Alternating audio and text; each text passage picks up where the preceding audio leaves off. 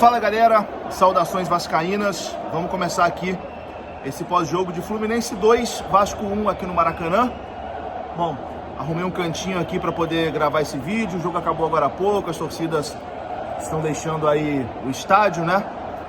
Enfim, derrota que incomoda, né? Que incomoda bastante e que preocupa e que liga o sinal de alerta, porque a gente vem falando desde o Campeonato Carioca, né? Desde que terminou o Campeonato Carioca e durante o Campeonato Carioca também, que esse time do Vasco no Campeonato Brasileiro passaria sufoco, né? Que esse time do Vasco no Campeonato Brasileiro passaria muitas dificuldades, e é o que está acontecendo. Em 3 rodadas o Vasco venceu em São Januário, e eu acho que esse vai ser o diferencial do Vasco no campeonato. O Vasco em São Januário é muito forte com a sua torcida, então acho que o Vasco vai conseguir muitos pontos em São Januário, mas quando sai para jogar fora de São Januário, é isso aí. Derrota contra o Bragantino em 2 falhas individuais e derrota hoje no Clássico contra o Fluminense por 2-1. Eu acho que o Vasco fez um primeiro tempo muito ruim mesmo, muito ruim.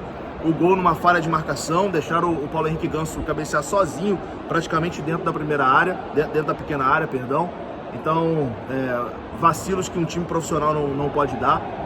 Mas a gente tem que pontuar depois a melhora do Vasco no segundo tempo e também a arbitragem, né? Eu acho que a gente tem que falar assim de arbitragem, e eu já vou aqui pontuar algumas coisas importantes antes de falar de arbitragem. Primeiro, o time do Vasco é fraco.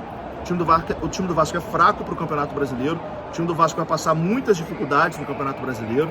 O Fluminense tem um time melhor que o Vasco, tecnicamente melhor, com mais opções, enfim, com mais possibilidades ali de mudar o jogo, opções no banco de reserva. O Fluminense tem um time melhor que o do Vasco, mas hoje o Vasco foi prejudicado, pô. O Vasco foi prejudicado e é isso, pô. Não tem muito o que falar. Um pênalti ali claríssimo, né, no lance do Verratti. Eu não lembro agora quem tava, se era o Felipe Melo, enfim, não lembro agora quem tava na bola, mas enfim, é um pênalti claríssimo, que o Verratti chuta e virou vôlei, né? Virou vôlei porque a defesa do Fluminense, o defensor do Fluminense cortou ali com o braço, e o VAR analisou e não chamou, e o lance seguiu. E depois também no segundo tempo ali o Vasco chega ao empate, né? O Vasco primeiro faz o 2-1 com o Verratti e chega ao empate também com o Verratti, né? Até numa jogada interessante do Verratti, que ele sai na cara do goleiro e dá uma cavadinha.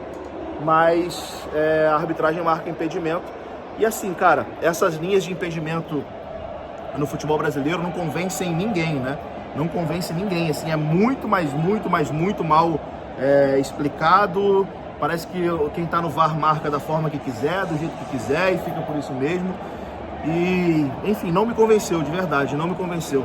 Olhando até na própria marcação da linha, parece que a posição do Verratti era legal. E, enfim, pra mim hoje o Vasco foi prejudicado hoje aqui no Maracanã. Volto a dizer, cara, não é choro nem nada. Eu acho que o Fluminense tem um time melhor que o nosso, o Fluminense tem uma equipe mais preparada, com melhor opções. Acho o nosso time tecnicamente fraco para o Campeonato Brasileiro, mas a gente foi garfado hoje. Na minha visão, a gente foi garfado hoje nesses 2 lances, principalmente. Um pênalti que para mim é indiscutível, foi muito pênalti, muito pênalti, e depois no lance do gol do Verratti, que ali, enfim, no mínimo complicado de dizer aquela linha ali marcada pelo VAR. Enfim, teve um outro lance também que poderia ter mudado a história do jogo, que foi o Paulo Henrique Ganso, né? O Paulo Henrique Ganso já tinha um cartão amarelo, e aí ele vai reclamar de uma marcação da arbitragem, dá um bicudão na bola, que é lance claro de cartão amarelo, e seria o segundo cartão do Paulo Henrique Ganso, e seria expulsão. O Vasco ficaria ali grande parte do jogo com um jogador a mais. Porém, o senhor Wilton Pereira Sampaio não teve coragem, né, de expulsar o Paulo Henrique Ganso. Então é isso. Acho que pontuado aqui as situações da arbitragem, volto a dizer, na minha visão, o Vasco prejudicado, assim como foi prejudicado também na última rodada contra o Bragantino. Eu acho que a gente vai pagar muito durante o campeonato por conta do erro em cima do Piton, né? Naquele lance do Piton, que foi pênalti realmente pro Grêmio. Foi pênalti pro Grêmio. O Piton corta a bola com o braço ali, mas o VAR acaba interpretando de uma forma diferente. Isso repercutiu muito, né? O Grêmio reclamou muito, com razão, isso repercutiu muito na imprensa nacional e ficou com aquela impressão de que o Vasco foi ajudado, né, contra o Grêmio, mesmo o Vasco depois tendo um outro pênalti claríssimo em cima do Galdames, que não foi marcado. Então, para a imprensa, para todo mundo, o Vasco foi ajudado naquele jogo contra o Grêmio, ficou com essa impressão e agora parece que toda a marcação a favor do Vasco, a arbitragem pensa ali 2, 3, 4, 5 vezes antes de marcar. Então é isso, acho que a gente vai pagar ainda muito por conta desse benefício, né, do primeiro jogo.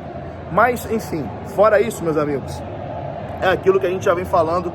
Enfim, a luz aqui não está muito boa. É isso que a gente já vem falando desde o início do campeonato. É uma equipe fraca, é uma equipe que foi muito mal montada. O trabalho do Alexandre Matos muito ruim. Gastou muito dinheiro em jogadores que hoje a gente vê que, enfim, são reservas. Adson, Cleiton, uma fortuna no Adson, uma fortuna no Cleiton, uma fortuna no João Vitor. E o Vasco, que tinha uma estrutura no ano passado, né? O Vasco tinha um time que a gente olhava e falava, pô, se chegar mais 2 ou 3 peças, o Vasco pode brigar numa posição mais confortável na tabela. Mas o trabalho do Alexandre Matos e da diretoria da Vasco SAF em contratações foi muito ruim, gastou muito dinheiro errado, gastou mais de 100 milhões e a gente tem um time que é inferior ao time que terminou o Campeonato Brasileiro do ano passado. E é isso, né? A janela já fechou, só chegou o Hugo Moura e a gente vai com esse time aí até pelo menos o fim do primeiro turno, né? Praticamente. Vai ser duro, vai ser duro, vai ser duro. Mas vamos lá, vamos lá. A gente vai ter que arrumar nossos pontos em São Januário, na força da nossa torcida, na força da nossa camisa. Eu acho que a gente tem uma comissão técnica boa, que comete seus erros, é claro, tem seus vacilos, mas que consegue extrair muito mais do que esse time pode oferecer. Acho que o Vasco hoje consegue ser competitivo com qualquer outra equipe. Hoje foi competitivo contra o Fluminense, foi competitivo também contra o Red Bull Bragantino na última rodada, mas ainda falta qualidade, né? Falta qualidade e aí a comissão técnica não pode fazer muita coisa. Enfim, é isso. Bom, e só para finalizar, inacreditável também os gols perdidos pelo Vasco, né? É um time que perde muitas oportunidades. O Ryan hoje perdeu um gol inacreditável ali no início do segundo tempo, que poderia ter mudado a história do jogo, se ele empata ali 1-1. E depois, na parte final, o Cleiton também acaba perdendo um gol inacreditável também. Daqui do estádio não deu para ver, mas depois falaram que estava impedido, né, o lance. Não tenho certeza, mas aparentemente o Cleiton estava impedido, mas não pode perder um gol daquele também, né? Inacreditável. Enfim, é isso, né? Foram essas contratações. Vai ser mais um ano sofrido, vai ser mais um ano de muita luta. E é isso. E eu volto a repetir, cara, o time do Vasco é esforçado, o elenco é esforçado, os jogadores não jogam de sacanagem, os jogadores se dedicam pra caramba, se doam ao máximo, jogam sempre no limite, mas esbarram na falta de qualidade técnica. Aí não tem muito o que fazer. Falta qualidade no time do Vasco. E é isso. Vou ficando por aqui, um abraço. Saudações, deixa o like, se inscreva, deixa seu comentário, até a próxima. Fui.